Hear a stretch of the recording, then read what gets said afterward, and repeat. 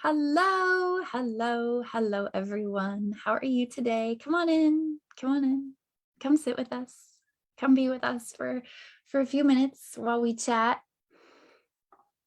We are going to chat today with Ashley Castle Barnes. Hello, Ashley. Hello.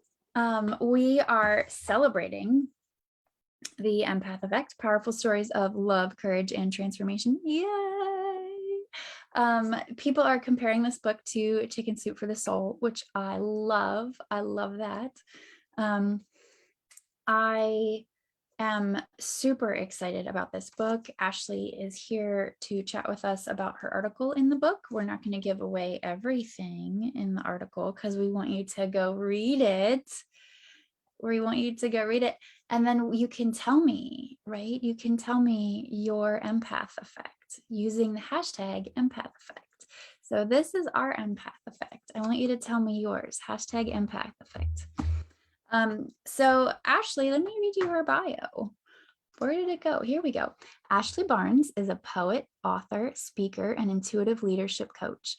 After a lifetime of trying to diminish her own deep sensitivity and nearly giving up on her authentic self in the process, Ashley has learned how to flourish while also honoring her natural gifts. Drawing from the wisdom and insights gained through her career in the corporate leadership development and her own healing journey, Ashley guides visionaries, change makers, and spirit-led women to develop their inner knowing and create a life full of joy, ease, and lasting impact. To learn more, visit Ashley at ashleycastlebarnes.com. Thanks, Ashley. Yeah, thanks for having me. Yes. Did I introduce myself? I forgot. Hi, I'm Alicia McBride. That's the little details. That's who you're here with today. So hello, we are going to talk about moving through your grief, like how to move through your grief. I loved your article. I thought, I think a lot of our viewers will identify with losing a loved one, what that feels like, and how you handle that afterwards, what it looks like before, what it looks like during, and then afterwards. And I love your poetry. Oh my gosh, I love your poetry. I think the poems that came from this book are just amazing. They're beautiful. They're touching. Oh my gosh, I feel it. So thanks for being here.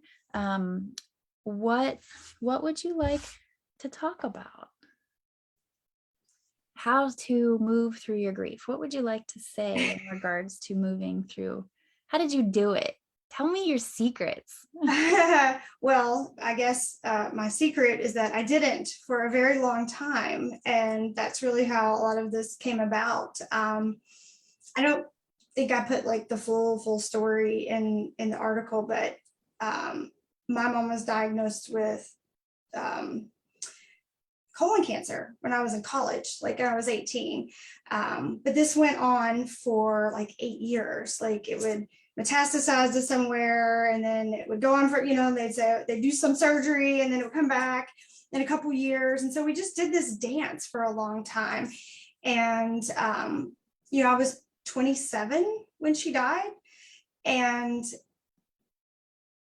it had gone on so long, I guess, my whole early life was sort of put on hold, all the career plans and things like that. I had gotten married, but aside from that, things just sort of felt like constantly on hold. So when it finally ended, it was a little bit of a relief, but it also was like, I guess at that point I was pretty numb. And that's really what the poem in the book kind of represents, is that poem was written when I was in college. There was that going on and other things going on. And I just reached a certain point where I was saturated. Like there was just no more dealing.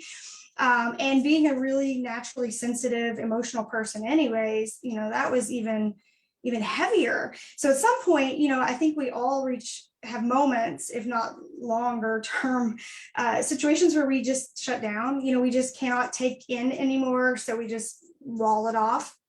And that was sort of my experience for a really long time. Like right after she died, I got pregnant with my first child, had a baby. And let me just say, I would not recommend that as how to deal with grief. Um, and then about 2 years later, I had another baby in there, and then I got a divorce. So, I just sort of stacked up all the experiences in like a relatively short period of time. So there was no dealing with things, right? Because I was doing other things that were major life distractions. Yeah. Living, but I would not even call it like living well, right? Because this whole thing is just sort of under the surface and never dealt with. And then I added children and divorce, and then a new marriage and more children, his children. And so there was just a lot going on. So when this story picked up was when I found the poem that I had written years ago. I had not read it forever. I had that journal that I had kept, and I was doing a writing class, and I'm like, oh, this is fun. Let's look at this. And I'm like, oh my gosh, where did that come from? I'd always writing was always my thing, even when I was very young. And so that had always been how I processed things, was through writing. And so that finding that poem again just reopened all of that. It kind of gave an avenue for healing that I had not remembered was there and hadn't even started to try to do. It just opened up all the doors and all the floodgates, so everything just could kind of come through. And writing just became the way I work. I worked through it for the next several years. One of the ways. That's fantastic. Let's talk about outlets. So like healthy outlets. Obviously writing for me is is a number one, one of the top ones. Because just like you, I write everything down. I take notes on my phone. I have a note on my phone called therapy. Right. I don't need a therapist. I just write everything down. Yeah. And it all comes out. And writing for me is super helpful in that way, because you get to release it. There's another little activity where you write something down and you burn it, right? Like you write something down. I wouldn't recommend burning your phone. I would write it on a piece of paper.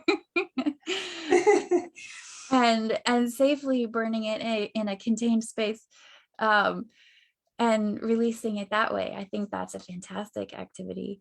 And one of my other biggest ways to move through any kind of trauma is dancing and yoga. Get your body moving, and you naturally let it go. Like you allow your body to fill with endorphins and dopamine. Yeah, exactly. But all three of those things, like those are my top three. All three of those things, like the writing helps more than the dancing and the yoga. Helps you get it out more. It helps you process it more. Is there something else in addition to writing that helped you process through? And it's okay if the answer is no. Well, it was mostly writing, but at the same time that I was starting to write again, I also was learning, and it was totally coincidental, energy work. I work in, as you said, in organizational development, and I've worked in healthcare environments for my whole career in this. And I was extremely lucky, if you will, no coincidence is right, to have that synchronicity of having a healing therapies program offered to us in this hospital that I was working in. And I am not a clinician. I am on the HR side of things. So, but I was on the committee. And so I think they really just were hoping I could help them get the policy through, which is exactly what I tried to do so we could do this with patients. But so I went through that program, and, that was just mind blowing, completely eye opening. I had done some other holistic nutrition type stuff, but I had never been aware of energy work and all these concepts. And I was like, this is it. I mean, this is below the surface, right? Like, this is where the writing comes from. This is where the healing comes from. This is where it all this is it.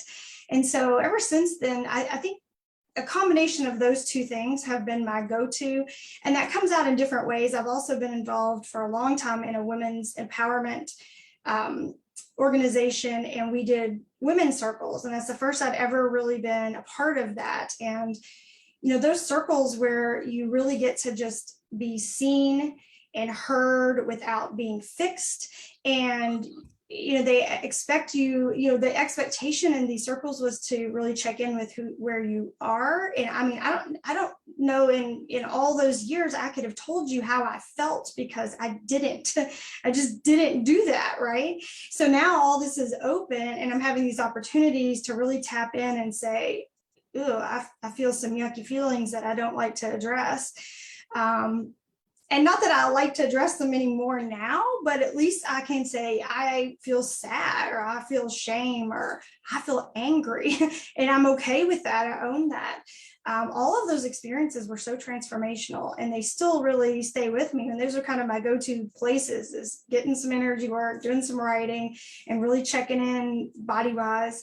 But to your point, movement is so important, but I think it's that balance of the two, like the inner work and then moving, and the moving kind of flushes that on through and moves it out. And that, and a good hot bath with Epsom salts and some lavender oil is always my my Sunday night special. Right, pull a couple of oracle cards and clear everything out to start the week and start fresh. So I love that.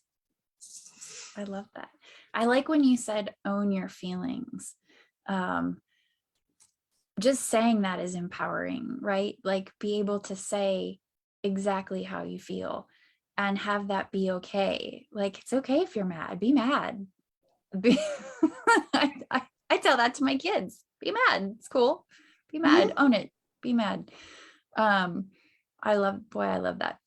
Well, I think too, the first, owning your feelings and being able to recognize them is the first step in owning your behaviors, right? And shifting patterns that aren't working for you. Because if you can't even identify how you feel, it's really hard to say, okay, that I'm not going to behave this way. It becomes this automatic situation where you think your feelings do dictate your choices and your behaviors, and that's very often not helpful, especially in a society where we want to collaborate and communicate and grow.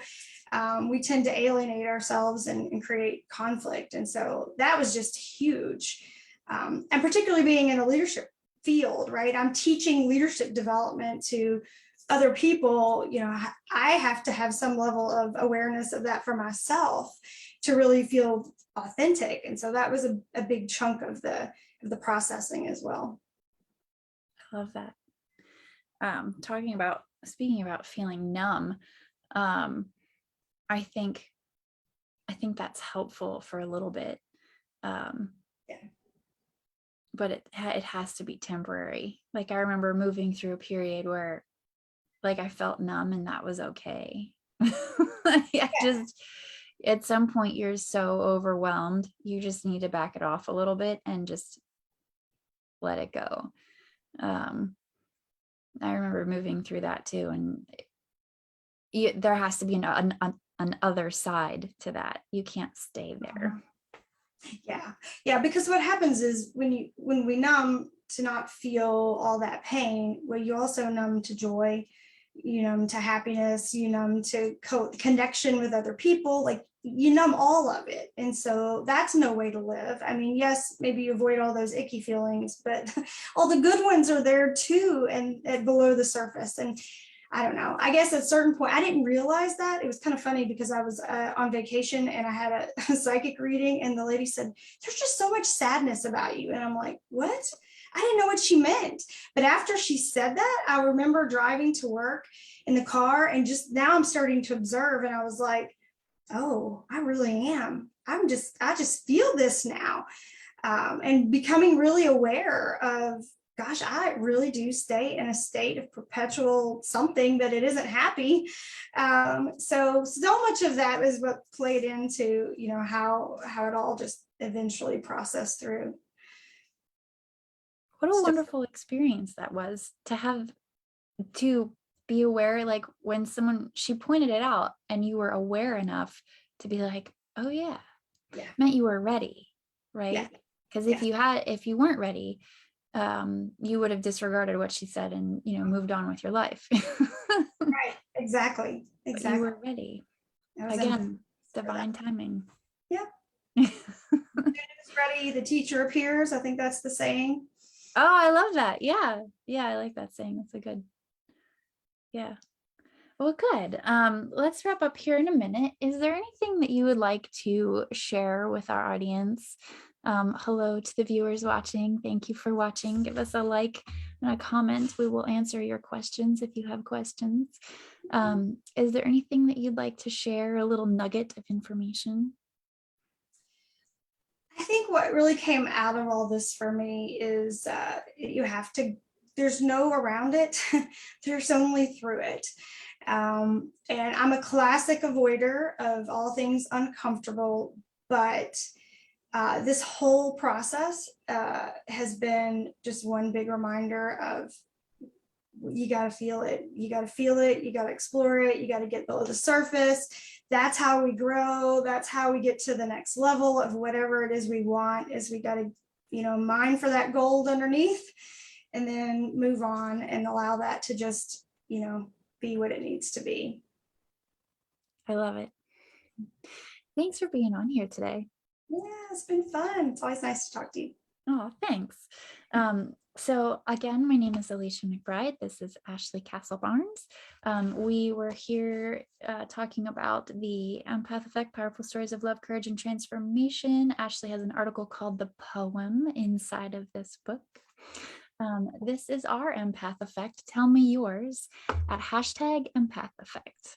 I would love to hear your story. I love hearing stories. That's how this book was created, because I like listening to people's stories. I like sharing. I'm super excited about this book, and I would love to hear your story. Hashtag Empath Effect.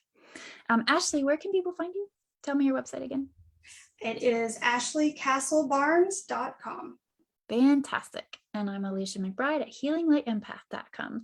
Thanks, guys. Thanks, everybody, for watching. And we will see you next time. Bye.